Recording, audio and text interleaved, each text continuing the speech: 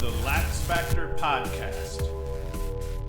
What is up, college lacrosse fans? You're watching episode number 290. What are we? 297 of the LaxFactor podcast. I'm your host, Ted Hoost, and today we're going to merge the D3 recaps from the weekend with the Division I previews for this upcoming weekend. And as we always get into this, and I always say, the problem becomes with D3 that this was supposed to come out Tuesday. I had a work thing Tuesday, so now we've got some of these teams have played games already since then, so I'm going to try to do my best to keep up with all of them. As always, be sure to like, subscribe, hit the notification bell, share the crap out of the podcast with your friends and your home skillets, and you can go to laxfactor.com, get yourself a freaking t-shirt, and we're going to move on here, and we're going to dive right into the first game that I want to talk about from the weekend is Trinity against number one Tufts. Now, Tufts kicked the shit out of Trinity. Not even worth playing the game, except it's a conference matchup. Jack Regnery was an absolute sicko. He goes for 9 goals, 3 assists off 20 shots, which is crazy. Now, Tufts has Hamilton up next, which presents a better matchup as they played Amherst. Pretty tough this weekend, but Tufts has the edge all over the field, so I expect a 12-goal or so margin out of that one. The game is Friday. I presume the Mustang Classic, and then they turn around Saturday. They play RIT. Then the following weekend, they have Christopher Newport, and then 2 days later, they have Stevens. So one more easy outing, or we won't even call it an easy outing, but one more outing that Tufts should be able to handle without too much trouble before they get into a solid 3-game stretch that'll tell us a lot more about this year's iteration in terms of Tufts lacrosse. Now, a season ago, Tufts beat Hamilton by 7 on Friday and then turned around and lost to RIT by 4 on Saturday before then beating up on Stevens the following week. So the only difference this time around is they have Christopher Newport worked in between RIT and Stevens. So they got a really good stretch here coming up, and that'll be interesting to watch. Tufts has their top 5 scorers from a season ago all back. Jack Regnery, 77 and 37 for 114 points. Max Eddinghausen, we're going to try to pronounce some of these dudes' names, 57 and 23 for 80 points. Brooks Hauser, 49 and 30 for 79 points. Charlie Tagliaferri, that one's not too bad considering the spelling, 40 and 24 for 64 points. And then Garrett Kelly, 40 and 13, 53 points. That's a shit ton of firepower that they get back. I believe that is the technical term for that. All 5 of these guys are problems, but Regnery in particular is one dangerous and very slippery dude. Connor Garzone's back in cage, 52% a season ago, 57% so far this season. Last season, Tufts played 3 goalies all year. This year, so far, in their first 2 dick kickings, as we'll call them, they have 5 goalies that have already gotten time. So just a stupid side note to rip out. But like I said, they've got Hamilton and RIT up next. Now, here's the first one where I'm going to rip through this game, but then they've played another game that I do not have prep for, but we'll still take a look at the game they played here.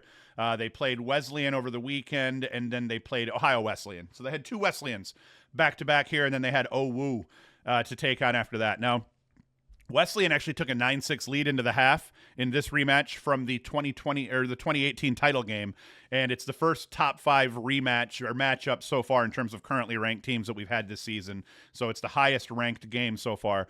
Wesleyan deployed a zone that caused the Gulls serious issues in the first half, but they made an adjustment over the course of the second half, and that said adjustment worked out for them. Riley Strub scored back-to-back goals a minute and 9 seconds apart. The first got Salisbury back to within a goal. The second tied things up at 9s. Now, after Chris Wong gave the Gulls the lead with 150 in the third, Strub scored the first 2 goals of the fourth quarter, giving Salisbury a 12-9 lead that they wouldn't give up from there. Strub, I'm not sure still exactly how to pronounce it, so correct me because I'm a moron. He was 4-2. Bryce Bromwell, 4-2. Ryan Della, 4-1. All those dudes, they put up 4 goals. Blake Belamphy won 18-28 faceoffs for Salisbury, scored a goal and had 7 GB, so that's a hell of a day for Belamphy. Both goalies got totally rocked.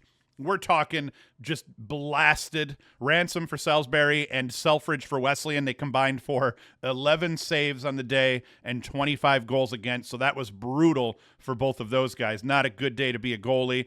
And I keep saying here, and I'll probably say this more and more and more, I love D3 because shots from deep will go, is what it seems. And this is not an indictment on goalies at the D3 level. I think more it might be a little bit of an indictment on the depth of defense at the D3 level, where that many guys are getting time and room shots from deep.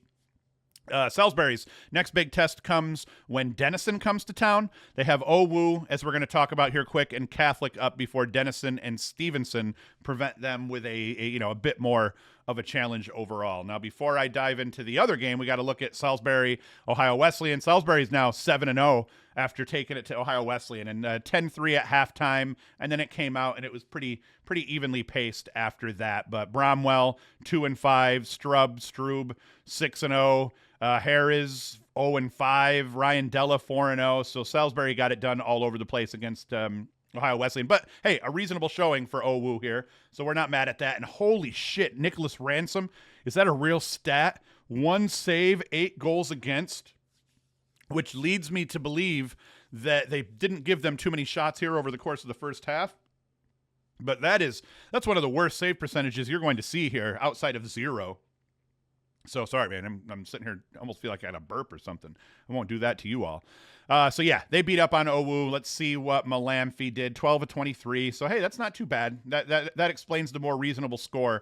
Is when your goalkeeper barely makes a save. He's allergic to the lacrosse ball, and your face-off guy who has fared pretty well here overall so far this season. Kind of evens it up here. He's sitting at 62% so far. Malamphy is. So yeah, Salisbury, like I said, they beat up on OWU, and they have, I think, one more tune-up before they get into that 3-game stretch. Maybe that was the tune-up. I can't remember offhand here.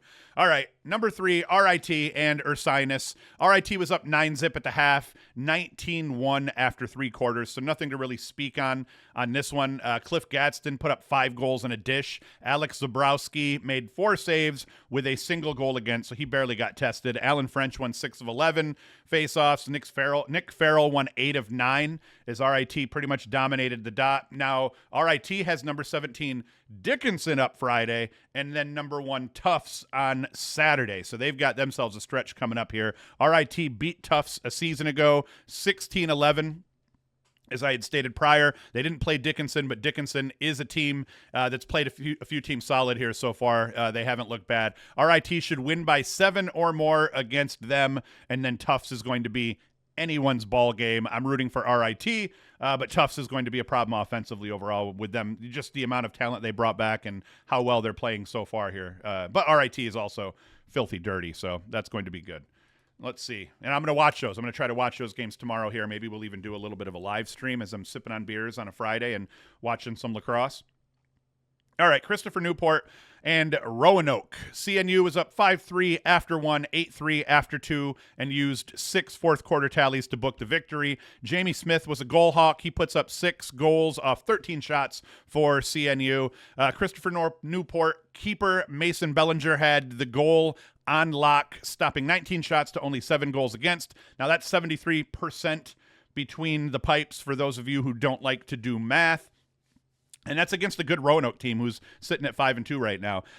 They got plenty of looks on the day overall, which was surprising because Christopher Newport's face-off tandem here of Warner Cabasas and Grant Gunchi. Cabasas was 9 of 15. Giunchi, whatever his, man, you guys are going to have to start spelling names phonetically for me here. He was 8 of 10. They combined for 17 of 25 in terms of wins at the dot. I mean, just look at this name. How the hell are we going to pronounce that? That puts me in a really bad situation, man. Really bad situation. I need some help. CNU has number 8 Gettysburg on Friday, number 13 Lynchburg on Saturday, as everyone doubles up playing sickos here over the course of this upcoming weekend because of the Mustang Classic. So that'll be interesting to watch here. And like I said, I'm going to try to watch and cover all of these. MIT, RPI. RPI specialists are what have really propelled them to this number 6 ranking. Against MIT, face-off guy Angelo Venuto won 19 of 25 draws, scored a goal, and snagged up 12 GBs. This is why Division III lacrosse is incredible. Goaltender Joe Perry stopped 13 shots to 10 goals against. Good for 57% between the pipes, but didn't score any goals. What a chump. You know, goalies that don't score goals at the D3 level are pretty much punks. He had 2 goals in a game earlier this season already. He did have an assist, though. So when he's got 2 goals and a helper here at this point, beating, most of his teammates in terms of scoring at this point. So that's crazy, and I'll let him slide for the lack of goal scoring. 15 RPI players in all put up at least 1 point in this game. And it was 11-7 at the half. You normally see, 15 dudes score when you kick the absolute shit out of someone.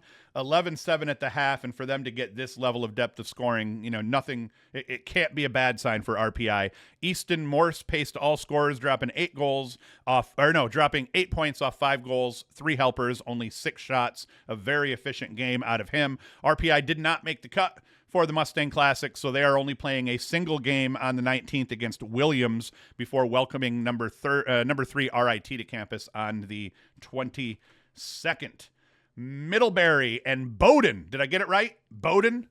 Someone had corrected me and told me how to pronounce Bowdoin properly. It's not like I was too far off on that one, but we want to get shit right here.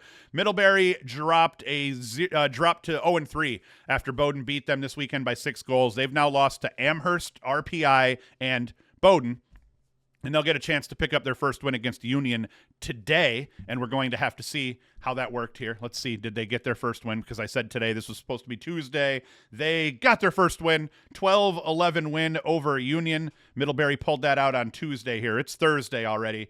We will come back to that one here. I lost my notes here. Where are we? Oh, got it. Middlebury, they were up 5-4 at half, but Bowdoin came out, outscored them 9-2 over the second half en route to banking this win. Now for Bowdoin, they're 3-0 with wins over Trinity, Western New England, and now Middlebury being their first ranked win. No one went off offensively overall. Bowdoin's Ryan Casey paced all scorers. He was 2-2. Both goalies were above 50%, but Robert Hobbs was just a touch better. 9 saves to 7 goals against, 56% between the pipes. Middlebury won 14 of the 24 draws thanks to William Monroe's 14 of 20 on the day, but those extra possessions just didn't translate into scores overall, especially over the course of that second half. As you see, close game at the half. Middlebury's actually ahead, but they get outscored 9-2 over the course of the second half. And that's mostly because Bowdoin just put the clamps down on them defensively over the course of that, over the span of that time, as we'll say. They gave up 16 shots in the first half, only 12 in the second, and they were especially stingy in the fourth quarter, only giving up 4 shots. So Bowdoin's defense came out, played some serious lacrosse in that second half, and that was enough to beat Middlebury. As I said, Bowdoin has Endicott, Connecticut College, and MIT up over the next 8 days. We'll check to see if they've played any of those games yet. Middlebury took on Union, and like we said, Middlebury banks the win against Union. I think this is going to be the flow where I write these and then these teams play. I'm just going to have to cover the second game off hip here. But as I said, that the Union game, I thought that Middlebury would be able to get the victory here. They played a really tough schedule thus far, so that 1-3 record I don't think really speaks to the quality of the team overall. And who got off here? Patrick Jamin and Nick Marvin each go for, 3-1 for Patrick Jamin. Nick Marvin's 3-0. We get any crazy goalie play? But Union's goalie, Nick Lynch, played well, 64%, 21 saves out of the Union goalie to keep them in this game here. But Hayden Kern played well, too, for Middlebury, 15 saves, 11 goals against, so that's not too bad. And then at the faceoff dot, Luke McHugh. So you see kind of why Union was able to hang in this game was their goalkeeper, their faceoff guy, both played well, and that ends up making it close. And then let's see, Bowdoin, did they play again? They did play Endicott. They beat Endicott 17-10. Anyone go crazy?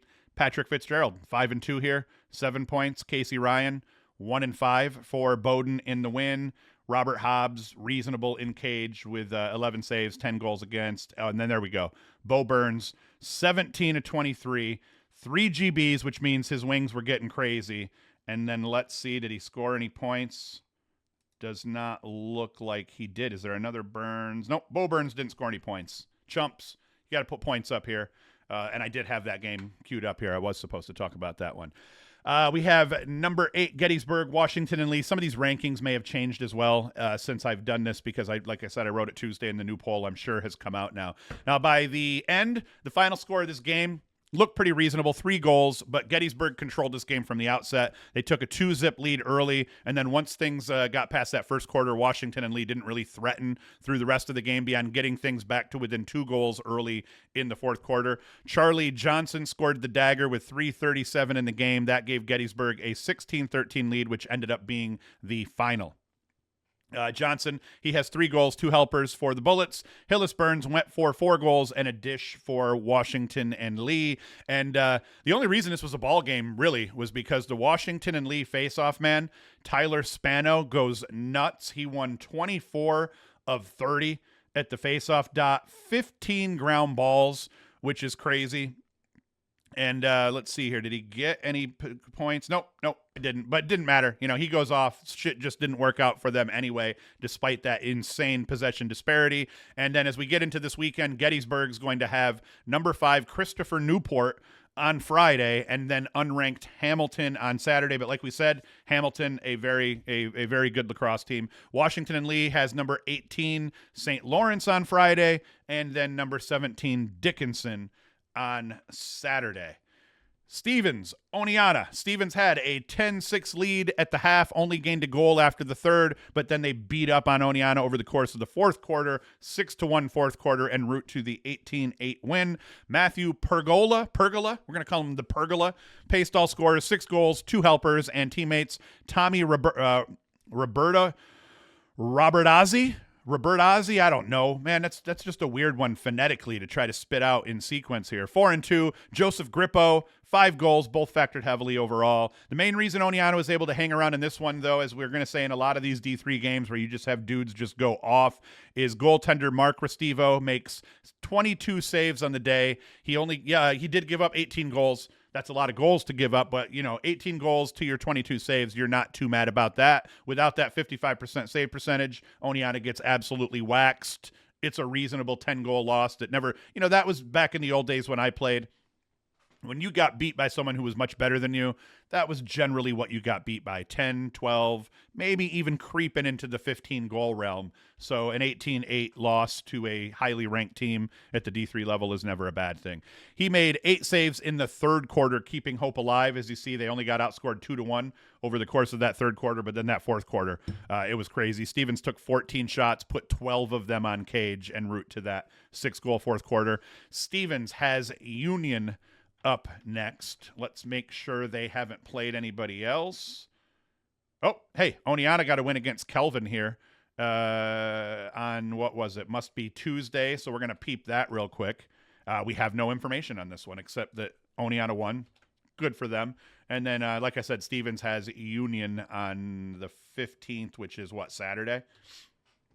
Hamilton and Amherst. Hamilton went toe-to-toe with Amherst overall. I figured that after their win over Middlebury, they may be able to take out Hamilton by at least 6 to 10 goals or so, but that wasn't the case at all as Hamilton proved tough. Justin Pearl tied the score up at 8 late in the third quarter, and then it was Amherst's Bennett Chow scored his third goal of the game with 12:04 in the fourth quarter, and that proved to be the game winner as neither team would score again after that. Amherst has Nicholas Kopp to thank for this win, actually. He won 15 to 20 draws with 2 GBs. Hamilton proved gritty as shit. They stayed in this one despite getting massacred at the faceoff dot. So you got to love that. I marvel at that being a thing, and we've talked about this before, but, hey, kill the faceoff because it's ruining the game. But then we have scenarios like this where Hamilton's able to keep pace despite getting absolutely massacred at the dot. Let's see here. Jack Freed had a solid game for Hamilton, 12 saves against 9 goals against, but after seeing that face-off disparity, like I said, I would have assumed he would have had to have had 25 saves for them to actually be in this game. Now, Amherst has things pretty easily before their matchup with Denison. Hamilton has number one Tufts on Friday, and then number 8 Gettysburg on Saturday. So may God be with them as they run the Mustang Classic Gauntlet. And what do we got next here? We have, then Amherst had already played another game against Springfield here. That was what I was going to talk. So Amherst picks up yet another win, this time against Springfield. Did I do this in the right order? Let me just make sure. I did. Okay. Yep. And in this one here, they win 11-5, much closer game, but it was 9-1 at the half before they kind of called the dogs off, kept things reasonable. I wonder if they're trying to kind of make sure that they're good and rested for this upcoming weekend, because aren't they in the Mustang Classic? Nope, they aren't. They got Colby over the weekend here is who Amherst plays next. Bob Gross, 3-1. Ben Wick, 2-1. Did we have any sicko play? Brooks Caitlin, 10 saves, 2 goals against in cage, so that's pretty good, 83% between the pipes. And then Nicholas Kopp, who has been excellent all season, he goes for 100% at the faceoff dot. 9 of 9. Mason Chandler 6 of 8. So that I would actually have expected the score to be worse. Maybe they were taking some pity on Springfield here. We used to play box with a dude that I believe played for Springfield, and I think at one point was their all-time leading scorer. Dude busted he was an assistant coach for Oneonta, and they'd come down and play on our box team, the Garden Gnomes, with us. And yeah, dude, he didn't score it, I remember, but I remember at one point he catches the ball in the crease and busted a freaking backbreaker. Goalie saved it, but I was just thinking, holy shit, like this dude, he was like a long, lanky, pretty quick lefty, drag his stick and, just had a laser on him. Dude was filthy. Can't remember his name, though. Now, we get to the D1 action here. Penn State played last night. I don't even know. This isn't the final score at all. But once again, Trainer didn't play. Didn't matter here. Penn State improves to, what are they now? 5-1, 6-1. 5-1 overall. They have Robert Morris coming. Oh, no, that was the game right here. See, they haven't even booked the final score here yet. They have Ohio State next. What is it? About 11 days from now, they start their Big Ten play, and they run the gauntlet with Ohio State, Maryland, Michigan, Hopkins, and Rutgers. It's crazy that their season is half over. Like, we're getting to the point now where for a lot of these teams that started playing early, their seasons are half over, and we're, getting to the point where we're approaching freaking Memorial Day weekend. And then Duke they didn't beat up Providence. It was 8-4 at halftime. It was pretty reasonable. And once again, what's our Andrew McAdory watch? Andrew, we got to start doing an over-under on how few fucking shots this kid takes. It's driving me nuts. I don't understand it. Fuck me in the end. Duke is 6-1, ranked 8th in the country, and I'm an idiot. But still, I marvel at this stat line here. He's 1-1, 2 points, 3 shots on the day. Hey, Max Sloat, midfielder, I think line mate. Great game, 5-1 off 10 shots. But I'm still just wondering what's going on and why he isn't on the field more. And what do we have? Luke Engelke, 69% at the faceoff dot. That was pretty good. All right. What do we got for games this weekend? I haven't prepped for the preview show at all here because like I said, work got away from me, but we are going to fight through it. We're going to do it anyway. I'm just over here looking at my screen, making sure I'm recording. I am. What are we at for time? 22 minutes. It's going to be perfect. Going to try to kill this at 30 minutes on the dot. So let's rip through Binghamton at UMass Lowell. Ho-hum, we're just going to look for the ranked games here. Now, Army-Lehigh. That is a game that I think could be interesting. Lehigh picked up a win over Navy that I did not think they were going to get. In fact, I chirped the shit out of I was watching the live stream for the crease dive, and apparently I forget what the dude's name is, but he's like one of the biggest live stream guys, at least for their podcast. And I was chirping him. He had a Lehigh logo. He was talking about how Cornell stunk and they were going to lose to Penn State. He ended up being right. I was chirping him on that take. He said that Lehigh was going to take it to Navy. I told him he was smoking crack and that I hope Navy just absolutely wasted Lehigh. Lehigh comes out and beats Navy. So they've got back-to-back wins after dropping their first 4. I don't think Lehigh is going to have what it takes here to beat Army. Peter Theodoropoulos, what a name here. He goes for 2-3. Dakota Ehrman, 5-0. Good job for Lehigh there. But moral of that story, I do not think that they're going to beat Army. It is at home, so Lehigh is the home team, Army on the road. But Jackson Eicher, Braden Fountain, the freshman, Gunnar Fellows, Evan Plunkett, I keep saying overall those guys are going to feast, and they will. I'm going to make another prediction again. I was right the last time. I said all 3 are going to have at least 3 points en route to their win. I think it's going to happen again. I think all 4 of those dudes are going to put up 3 points or more en route to beating Lehigh by a not necessarily even a margin. It could be a close game here overall. Sean Dow has been very good for Lehigh. It was Wendell the songwriter had said in the last episode that, hey, thanks for covering Sean Dow, blah, blah, blah. And I was like, Sean Dow, who the hell is Sean Dow? And until just now, I couldn't remember talking about a Sean Dow. It wasn't in my notes. So I had only done so. Must be looking at the screen here. But yeah, Sean Dow, 69 of 115 so far at the dot, 60%, 38 GB. So he's having a good season. He will be going up against Will Coletti, who's also sitting at just under 60% here. Much fewer draws, though. Army deploying a 2-man unit for the most part as Robert Simon has gotten himself a bunch. I want to call him Robert Simone. Maybe we will just call him Robert Simone. And every time I say his name, I'm going to look at the camera. I'm going to be like, oh, Robert Simone. Hopefully this dude scores a goal. That was a little zesty, as my kids would say here. But, hey, sometimes we're going to get zesty. All right, what else we got? That I do think it's always funny that at some point in a podcast I say something completely stupid, and there'll always be one person in the comment that will at least comment on the fact that I said something that was totally retarded. Let's see here. I just said the R word. Oh, my God. People are going to freak out. What are we going to do? Cornell and Princeton. That's going to be a hell of a game. There's a small part of me that's thinking about running up to Ithaca for this one. I got a buddy that's going to go up, has offered to drive me up there. I haven't left the house for a lacrosse game yet this season because I find it very difficult to leave the house to go watch a lacrosse game on a Saturday and then turn around Sunday morning and actually do a good job getting a podcast off. But maybe I'll throw caution to the wind this weekend, and I will do that. So yeah, Cornell and Princeton, that's going to be a hell of a game. Now, I would, there was last week, if you had asked me, I was going to say, hey, I'd probably take Cornell in this one.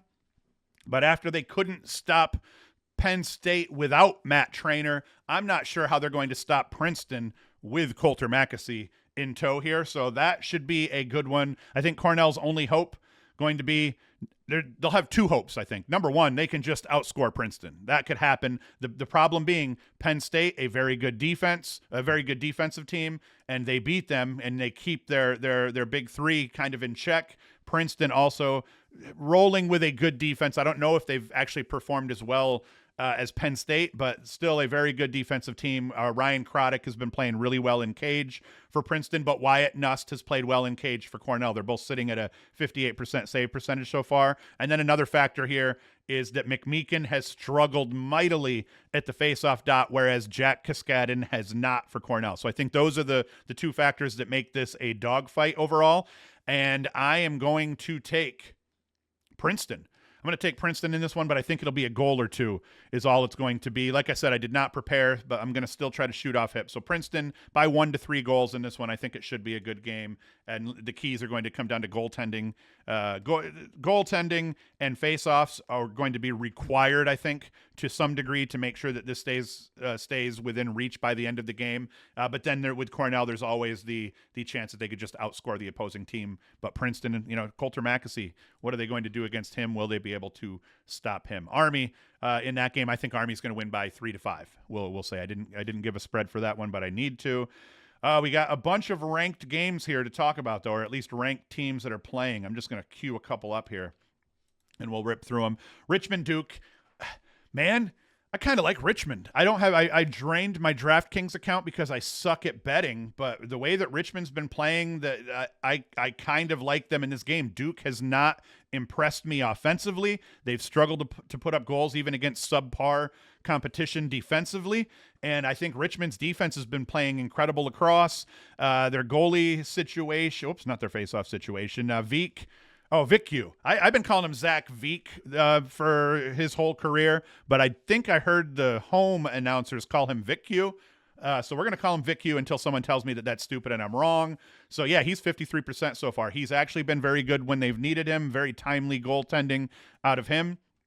And then, where they've struggled a little bit more is at the faceoff dot, whereas Duke, they've been a little more consistent. So what this comes down to, and you guys know what I'm about to say, if Duke doesn't get Andrew McAdory the lacrosse ball, I think that Richmond is going to win this game. If Andrew McAdory doesn't take more than 5 shots in this game, I think that Richmond has a very good chance of winning this game. And I don't think their chance of winning this game is all that bad to begin with, even if McAdory were to go off. So this is a game that I'm going to be watching very closely, even though the stream quality won't be terrible. Richmond's always been that team.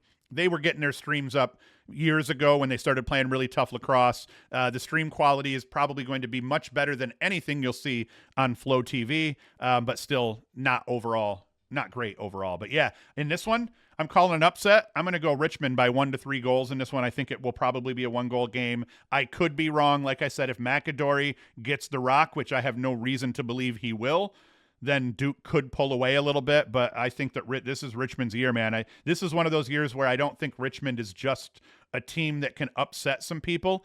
This is a year where I think Richmond could, get into the tournament and play well. You see the reasonable score against Maryland compared to everybody else. Then they go on the run here that includes the 3-goal win over Virginia. They pick up a win over Lehigh. Just a 1-goal loss against Cornell at home. They beat the shit out of Mercyhurst and then UMBC. So, and then look at what they're doing to themselves before they really get into the rest of their conference play. Duke and Georgetown upcoming here. So nobody is going to be as prepared for the Atlantic 10 Conference Tournament at this point as Richmond's going to be. It's going to be nuts. Whoops. Georgetown against High Point. Georgetown's going to take this one. I'm not going to talk about it a whole lot here. Ross, what is our boy Ross Prince looking like? Who's he going against? All right, so High Point puts up decent face-off guy, and Luca Accardo. I don't know what the fuck that dude's name is. Ross Prince, though, still my guy, 50 and 86. 50 and 86 would tell 12 GBs. That just doesn't sound like a proper statistic here overall.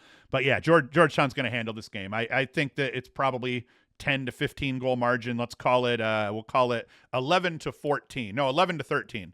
11 to 13 in favor of Georgetown is what I'm going with. Rutgers, UMass. Rutgers got their heads out of their asses, and they picked up that win over St. John's. I'm not mad at them about losing to this Princeton game here. That loss to St. Joseph's doesn't look great overall. But yeah, Rutgers playing a little bit better here. And I don't like them against UMass, though. I like UMass thus far. The UMass coming off a win. What'd they do? They just beat Albany. They beat Albany and Vermont back-to-back games here. After losing a relatively respectable game against Army, they've rattled off 5 straight wins against subpar opponents. I don't call Albany and Vermont fully subpar, but they're not, they're that middle tier. And so UMass kind of sitting at the top of the middle tier right now. I think they're going to beat Rutgers, but I think it should be a close game. We're going to go 2 to 4 goals. I think UMass is going to take Rutgers by. All right, let's keep going. What else we got? Penn Brown, Colgate Bucknell, Harvard Yale, Notre Dame Michigan. I'm not even going to talk about these, but I'm going to queue them all up so that we can kind of rip through and see what's up. Okay, all right, here we go. All right, Penn and Brown. Penn's going to take Brown. Penn's been, there's. I had Penn just on the outside of the top 20 if I could, in my poll submission this week. If I could take it back, I probably would have bumped whoever I had at 20 and put Penn in, so I'll have a chance to redeem myself there. I don't think Brown, though, is going to get the shit kicked out of him in this one. I think this should be a reasonable game, but I'm still going to go Penn 3 to 5 goals overall in this one. Colgate and Bucknell. Colgate's going to handle him. Bucknell hasn't played awful. Well, yeah, they got the shit kicked out of him by Boston U. So, yeah, screw that. Colgate's going to beat up Bucknell. We're not even picking a score in that one. Harvard and Yale. Harvard was on the verge of being a team that stunk until they come out and just turn things around here. They lose to Villanova. Shit happens here and there, but then they get the shit kicked out of them by Army, and then we're starting to wonder what the hell's going on. Penn State handled them pretty easily in 15-9. I don't know if I actually picked this one, but I would have assumed Denver would have beat them in a close game, and they come out and beat Denver by 5 goals. Not bad. I think that this game against Harvard is not one that Yale's going to win. I like Harvard. Harvard they've played timely defense, even though they've given up a buttload of goals overall, but it's really the Sam King show is what it comes down to. Sam King has been unstoppable when he needs to get to the rack. He played well against Syracuse. He played really well in Harvard's win over Michigan last weekend. What did he end up with? It was, 7 points? 6 goals Sam King had with I believe it was the eventual game winner in that one. So I'm going to say Harvard is going to beat Yale, but I think Yale's going to improve. It's going to be hard to keep Yale down all season long with Leo Johnson and Lions. They just hadn't done much up to the point that they played Denver. But then in that Denver game, Leo Johnson goes 3-2. Lions 1-0 with just 2 shots. I wonder if he got hurt. Who knows? But yeah, I'm going Harvard. I'm going to call it a 2 to 4 goal game in favor of Harvard in this one. Notre Dame, Michigan. Notre Dame struggling. They come off the loss to Ohio State last weekend. We got Michigan, who's coming off the loss to Harvard.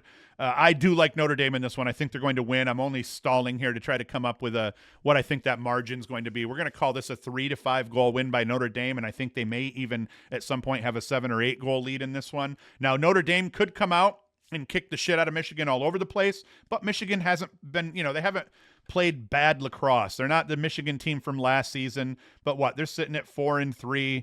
Their wins are against mediocre to bad teams. Yeah, you know what? I'm going to reprise that, revise my prediction. I'm going to go Notre Dame by 6 to 8 goals. I think that Notre Dame's going to take them in this one. Notre Dame's going to be out for revenge, and sometimes there's just no stopping a team that's out for revenge. This one should be interesting. Now, I'm taking Maryland.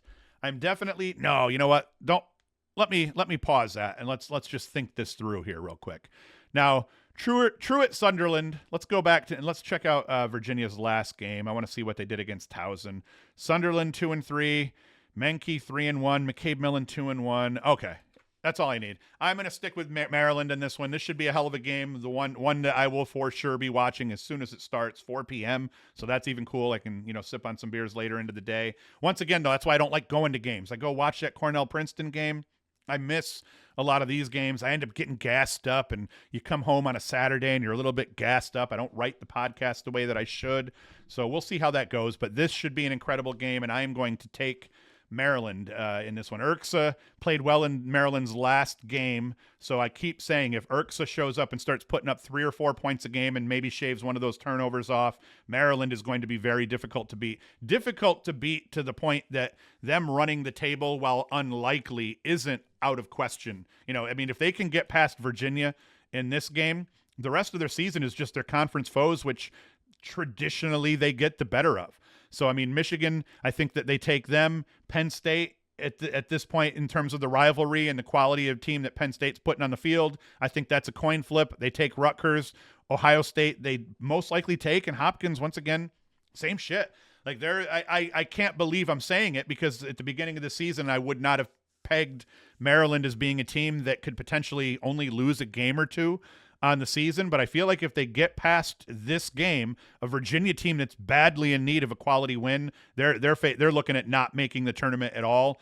At this point, Virginia is, even though I think they have enough chances to pick up quality wins that they could make the tournament. But right now, Virginia's only wins are against Colgate, High Point, and Towson, and Colgate is the best quality win they have. So they have more chances because they play in the ACC. They're going to get a shot at Syracuse, Carolina, at Duke.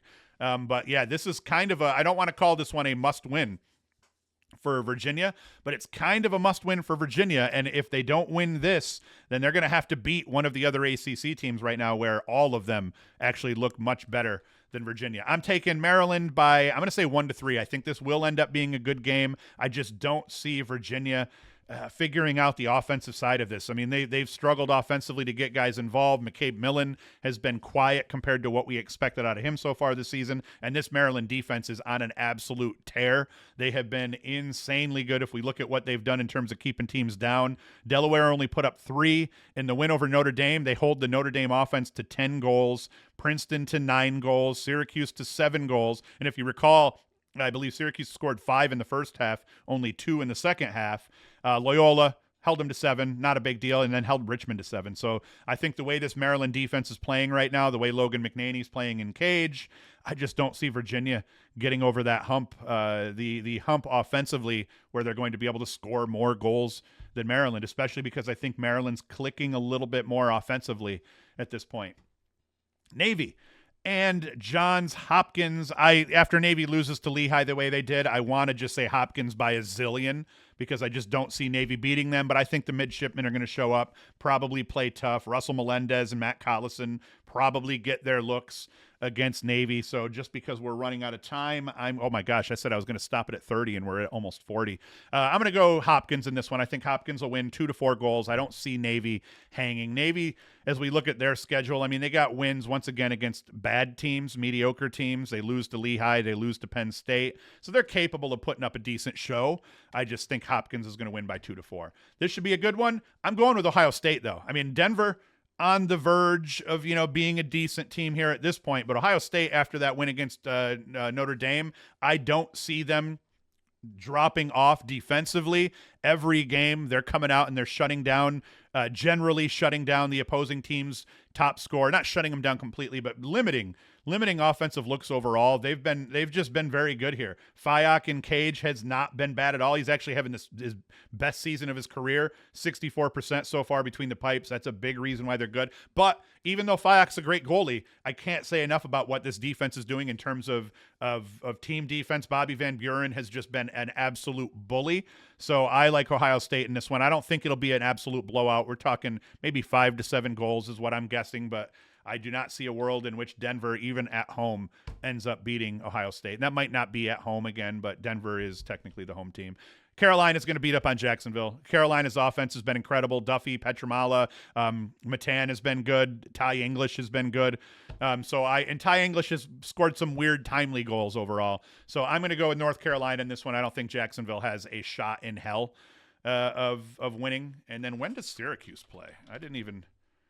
What is going on here that I don't have Syracuse on my list? That would be because Syracuse doesn't play until Tuesday against Manhattan. So who cares? We'll talk about that one later. Syracuse is going to beat the shit out of Manhattan, so nobody cares. So, all right, I am going to shut up. That's a 40-minute podcast here. You're welcome. You're welcome to all the loyal listeners that made it to the end here. If you made it to the end, please comment. Make a comment, talk some shit, tell me that I'm stupid, be angry at me for saying the R word for the first time in the podcast here. We knew it was going to happen. Things are loosening back up again. I mean no offense to anybody. If you are offended by the me slipping up and using a word in the podcast that you might not like, I apologize. Nah, you know what? I don't apologize to you. I don't want to hurt your feelings, but if you're that soft, then you can go fuck yourself. But that's it. Yeah, if you made it to the end, I keep telling people that I can't believe you made it to the end of the show because they keep, whatever weird thing that I said, in the last 3 minutes, people would comment on. So I am very thankful for all of you people that do actually give that much of a shit to listen. So I'll be back Sunday for sure. Book it here. We will do the preview or the weekend review show and all that crap. So I'm just going to shut the hell up. Go to LaxFactor, get a t-shirt. Thank you for watching. Thank you for listening. And Hoost is out. The LaxFactor Podcast.